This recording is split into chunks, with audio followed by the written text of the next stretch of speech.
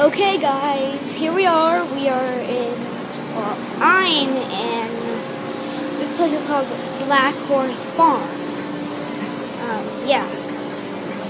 I'm redoing this video because I just saw my other video and it was like, I was so quiet. I was so weird, right? Well, I don't think any of you saw that video. It wasn't even uploaded.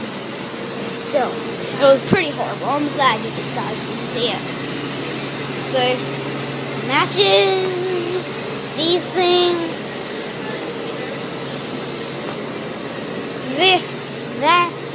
They have green beans, $3.50 left.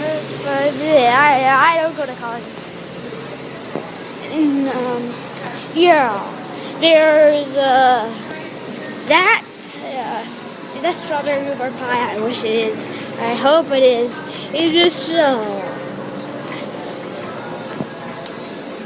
Okay. Yeah, this video is already 1 minute long, so this better be quick. It was made locally in the New York State. Shoes, visor hats, refrigerators,